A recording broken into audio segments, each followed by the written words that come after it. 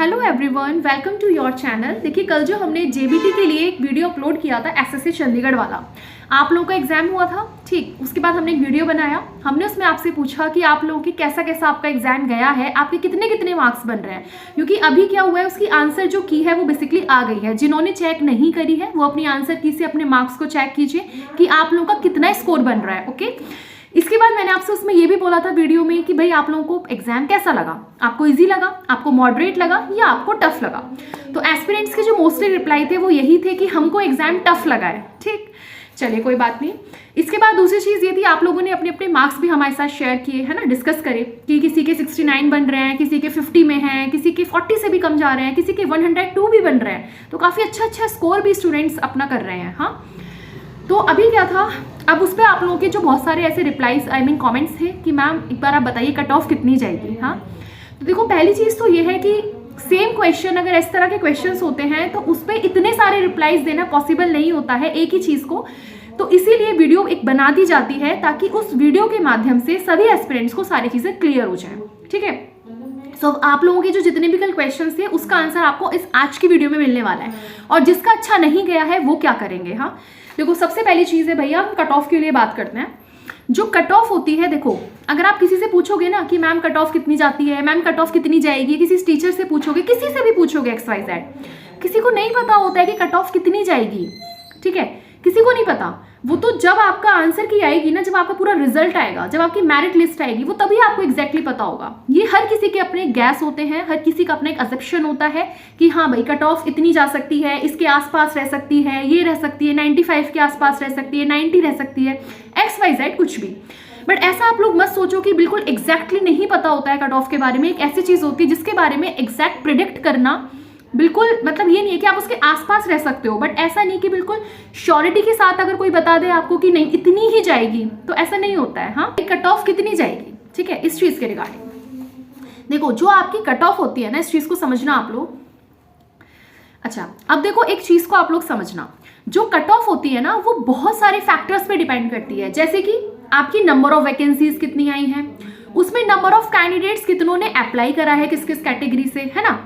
दूसरी चीज, जो आपका एग्जाम का डिफिकल्टी लेवल है वो किस तरीके से रहा है, मतलब आपका अगर एग्जाम इजी रहा है या आपका डिफिकल्टी लेवल ज्यादा रहा है तो कट ऑफ अप डाउन होती है उसके अकॉर्डिंग। इसके बाद डिपेंड करती है कि भाई जो मिनिमम क्वालिफाइंग मार्क्स है वो कितना रखा गया है। अब क्या आप मुझे एक चीज बताना, मैंने जब एसएससी के लिए बिल्कुल स्टार्टिंग में एलिजिबिलिटी वाली वीडियो बनाया था, ठीक है, हो सकता है आप में से काफी लोगों ने बाद में ज्वाइन करा हो चैनल, ठीक है, किसी ने पहले से किया हुआ होगा, तो मैंने आपको एक एक चीज वहां पे डिस्कस करी थी। क्या कि इस पेपर के अंदर आपको 40% लाना मस्ट है, अनिवार्य है, समझे। 40% नहीं आएंगे तो वो तो वैसे ही मेरिट से आउट समझ लो। बात समझ में आ रही है। 40% तो यहाँ पे हर किसी कैंडिडेट्स को लाना ही है, ये आप समझ लीजिए, चाहे वो किसी भी कैटेगरी का है। ये यहाँ पे इन्होंने मिनिमम क्वालिफाइंग मार्क्स रखा हुआ है कि 40% मस्ट है। बात आई समझ में। 150 का 40% कितना हुआ, आप लोग होशियार है, आपको पता होगा कितना हुआ, है ना। सो जितना भी 150 का आपका बेसिकली जो 40% है वो कितना होता है जी, वो बेसिकली मान लीजिए 60 नंबर बैठा, तो 60 मार्क्स तो यहाँ पे सबके आने ही चाहिए, ये आप समझ लो। अब उस 60 के अकॉर्डिंग आपकी कट ऑफ जाएगी। ठीक है, हो सकता है, मान लीजिए मैं कैटेगरी वाइज की बात करती हूँ, अगर मान लीजिए 60.5 भी चली गई तो हो सकता है वो लोग भी इन है जिनके 60 से पॉइंट नंबर भी ज्यादा है, तो हो सकता है वो भी इन हो जाए, है ना। तो इस तरीके से आपकी कट ऑफ जाती है। अब एक और चीज मैं आपको बता दूं, अगर मैं आपको लास्ट ईयर टाइम का जो आपका एग्जाम हुआ है उसके डेटा के बेस पे अगर मैं आपको बताती हूँ जेबीटी का क्या रहा है, तो उसको आप एक बार ध्यान से सुनना। अब ये नहीं है कि जितना मैं आपको बता रही हूँ वही कट ऑफ जाएगी, कट ऑफ ज्यादा भी हो सकती है, कट ऑफ कम भी हो सकती है। वो तो डिपेंड करता है कि किस तरीके से जब वो सारे के सारे पैरामीटर्स को मेजर करेंगे उसके अकॉर्डिंग एक कट ऑफ जो है वो फिक्स कर दी जाती है कि भैया ये कट ऑफ है, अब इसके ऊपर वाले जो कट ऑफ तक आ रहे हैं वो भी आ जाओ, जो ऊपर आ रहे हैं उस हिसाब से आप लोग इन हो जाएंगे। तो आप इसको बिल्कुल ये मत समझना कि एग्जैक्टली कट ऑफ इतनी रहनी है, नहीं, ऐसा नहीं है। ये आपका लास्ट टाइम का डेटा है, उसके बेस पे आपको थोड़ा मोटा मोटा आइडिया लग जाएगा। क्योंकि आप लोगों के जो कमेंट्स देखे मुझे लगा कि आप लोग बहुत ज्यादा परेशान है कट ऑफ को लेके कि हम इन हैं या हम आउट हैं, जो भी है, तो थोड़ा सा एक आपको आइडिया लग जाएगा कि लास्ट टाइम की कट ऑफ कैसी रही है। लेकिन कट ऑफ आपकी ऊपर नीचे हो सकती है, आपका डिफिकल्टी लेवल देख के पेपर का हो सकता है कम हो जाए इस बार और ज्यादा, कुछ भी हो सकता है। बट मैं आपको लास्ट टाइम का डेटा बताती हूँ। देखो जो जनरल है और जो ओबीसी है, ओबीसी ऐसे वाले जो बेसिकली जनरल में काउंट होते हैं किसी अदर उसमें, है ना, तो वो बेसिकली जनरल में होते हैं। और ओबीसी दूसरे होते हैं जो नॉन क्रीमी लेयर वाले हैं, है ना। अगर उन्होंने अपना सर्टिफिकेट अप्लाई कर दिया है नॉन क्रीमी वाला, तो फिर तो वो अंडर ओबीसी में आके उनको रिलैक्सेशन मिल जाना है। बाकी जो जनरल वाले काउंट होंगे, तो मैं उनकी बात कर रही हूँ, जनरल एंड ओबीसी जो जनरल में काउंट होना है। इनका जब लास्ट ईयर गया है, तो देखो 90 तक जिसके नंबर आ रहे हैं ना, 90 तक, वो भी लास्ट टाइम पे सेलेक्टेड था। 150 में से 90 वाला बच्चा अंदर था, इन था 90, फिर 90.25 वाला, ऑब्वियस है जब 90 है तो 90.25 तो उससे ज़्यादा ही हुआ, वो भी इन था 90.5, फिर ऊपर तक जितने भी हाईएस्ट मार्क्स हैं वो बेसिकली थे। मैं एक आपको यहाँ पे मिनिमम जो कट ऑफ है उसका आइडिया दे रही हूँ, है ना, कि कम से कम जो था वो इतना था। जो ओबीसी कैटेगरी थी, जिन लोगों को थोड़ा सा रिलैक्सेशन मिलता है, ओबीसी वालों को, उनका क्या सीन था भाई, कम से कम मिनिमम बता रही हूँ मैं आपको, जिनके 79 थे 150 में से, वो इन थे, है ना, 79 में इन थे वो लोग। बाकी 79 से ऊपर कितने भी हो सकते हैं, बट 79 वाले लास्ट टाइम इन करे गए थे। उसके बाद जो SC/ST कैटेगरी थी, ठीक है, मैं SC कैटेगरी की बात कर रही हूँ। SC कैटेगरी में क्या था, जो लास्ट 72 पे जो था, जिनके मार्क्स 150 में से 72 थे, वो बेसिकली इन थे। फिर 72.25, 72.75 या 72 से कितना भी ऊपर है वो तो ऑब्वियस है इन होगा ही। तो जो 70 वाला था मिनिमम, 72 वाला वो भी इन था। SC कैटेगरी की मैं बात कर रही हूँ यहाँ पे। तो इस तरीके से आप लोगों की कट ऑफ थी। तो जो PWD है उनको तो और मिलता है, तो उनका और थोड़े कम पे चला जाता है। इस तरीके से आप लोगों की पूरी की जो है आपकी कैटेगरी वाइज कट ऑफ थी। अब इस हिसाब से आप लोग लास्ट ईयर के हिसाब से थोड़ा अपना आइडिया बना के रखो। एक शायद किसी का एक वो था, किसी का रिप्लाई था, उनके 102 मार्क्स बने हैं, है ना, तो वो तो वेल एंड गुड, वो तो बहुत अच्छे तरीके से अंदर है, तो उनको तो टेंशन वाली बात नहीं है। जिन लोगों के बहुत अच्छे नंबर बन रहे हैं, लाइक 90 प्लस जा रहा है, तो वो तो ठीक है, वो इनके उसमें है, स्कोर में है, वो मान के चलो कि वो इन ही होना है उनका। अब क्या होना है, इंटरव्यूज के अंदर आपका है नहीं, सीधा आपका क्या होना है, जब आपकी मेरिट आएगी तो आपको डॉक्यूमेंट वेरिफिकेशन के लिए बुलाया जाएगा, तब आप लोग अपने अच्छे से डॉक्यूमेंट वेरीफाई वगैरह करवाना, सो आप लोगों का सिलेक्शन हो जाएगा फाइनली। इसके बाद एक और चीज़, जिन स्टूडेंट्स का नहीं हुआ है, या फिर जिन स्टूडेंट्स का अच्छा पेपर नहीं गया, जो बहुत ज़्यादा थोड़े डिप्रेस भी हैं, डिमोटिवेट भी हैं, है ना, तो देखो कोई भी ज़रूरत नहीं है आपको डिमोटिवेट होने की। ये आपके पास कोई लास्ट मौका नहीं है कि ऐसे चंडीगढ़ ही आपके पास लास्ट मौका है, ऐसा कुछ नहीं है।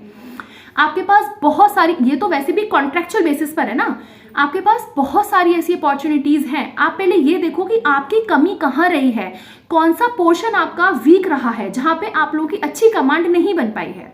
सो बजाय इसके कि आप लोग डिमोटिवेट हो जाएं, आप लोग डिप्रेस्ड हो जाएं, आप लोग कुछ हो जाएं, उसका कोई फायदा नहीं है।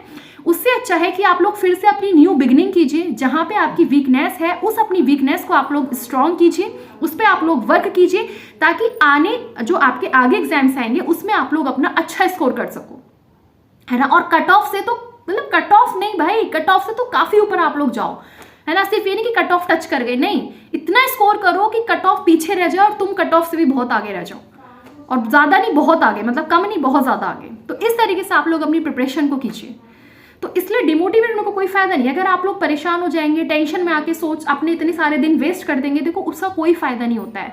टेंशन में अगर आप रहोगे ना, तो टेंशन में लॉस आपका ही है, और होना कुछ नहीं है, क्योंकि जो हो गया सो हो गया, वो वापस नहीं आना है। लेकिन उस टेंशन में, उस डिप्रेशन में, उस डिमोटिवेशन में, उस डाउनफॉल में, उस स्ट्रेस में क्या होना है, आप लोगों के डेज वेस्ट हो जाएंगे, बस इससे ज़्यादा कुछ नहीं होगा।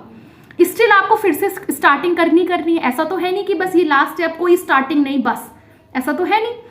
अभी अगर आप ठीक है, आप नहीं है, आपका नहीं अच्छा स्कोर है, फिर से आज नहीं करोगे तो कल करोगे, कल नहीं करोगे तो परसों करोगे, तो बेटर है कि वो 10 दिन का गैप देके, या वो 1 महीने तक टेंशन में उस चीज़ में रह के, या परसों 2-3 दिन का गैप देके, चलो एक आध दिन आप लोग थोड़ा सा फ्री माइंड रहो, इंजॉय रहो। आई नो आप लोग बहुत लंबे समय से पढ़ रहे हो, एक आध दिन खुद को कूल रखो, जो चीज़ आपको पसंद है वो चीज़ आप करो। मूवी देखनी है, मूवी देखने जाओ, घूमना है कहीं जाओ, जहाँ आपको जाना है जाओ, एक आध दिन बिल्कुल चिल रहो, ठीक।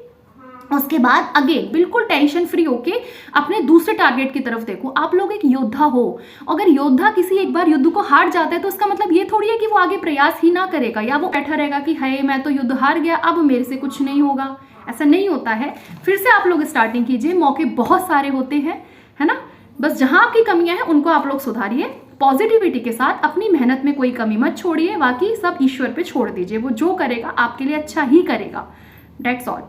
तो इस तरह की सारी चीज़ें आप लोगों की रही हैं, तो कोई टेंशन वेंशन वाली बात नहीं, अच्छे से अपना आप लोग पेपर देंगे। एक और चीज़, कुछ स्टूडेंट्स ये भी कह रहे थे कि यार हमारे तो इतना कम स्कोर बना है मैम, तो हम तो नहीं जा रहे अब CTET का, वो सॉरी CCC का पेपर देने। देखो CCC बेशक आपका यहाँ अब काम ना आए, ठीक है, लेकिन वो कोई बेकार वो नहीं है, उसको करके रख लो, उसको करके रख लो, लिटरली वो अच्छा अपने आप में कोर्स है। और कुछ नहीं पता कि मान लीजिए कल को कौन सी वैकेंसी के अंदर वो आपसे फिर से जो है CCC मांगने लगे या कोई सा भी कंप्यूटर का कोर्स मांगने लगे, तो ये तो आप अपने पास करके रख लीजिए। जब आप लोगों ने फ़ी अपनी दी है वहाँ पे, तो उसको छोड़ने का क्या मतलब है। और कोई भी चीज़ जब आप करते हो ना, वो आपकी कभी वेस्ट नहीं जाती। आपकी मेहनत, आपके द्वारा किया हुआ कोई भी पॉजिटिव कार्य, कोई भी पॉजिटिव वर्क कभी आपका वेस्ट नहीं जाएगा। उसको आप लोग करके अपने पास रखो। एटलीस्ट एक सर्टिफिकेट तो आपके पास होगा ना। कल को आपको कहाँ ज़रूरत पड़ जाए कि आप फिर से बिल्कुल एंड मोमेंट पे जाओगे कि हाय इसे तो हम कर लेते, ऐसे नहीं होता। उसको करिए रख लो आराम से, कोई दिक्कत नहीं है। यहाँ काम नहीं आया, करके तो रखा हुआ है ना, हो सकता है कभी आगे काम आ जाए, कुछ पता थोड़ी होता है किसी चीज़ का।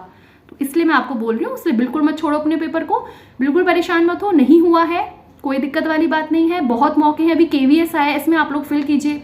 आगे DSSS भी आएगा, उसमें फिल कीजिए। अभी NVS गया है, उसमें कितने लोगों ने फिल किया है। अच्छे से अपनी तैयारी को कीजिए। Okay, so wish you all the very best. कोई भी डाउट है तो कमेंट सेक्शन में बताना। बाकी wish you all the very best, stay happy and stay blessed. और जिनका TGT का पेपर है, अब JBT का तो हो गया, उनके लिए भी बहुत बहुत सारी शुभकामनाएं। अच्छे से अपना पेपर देना। So thank you so much.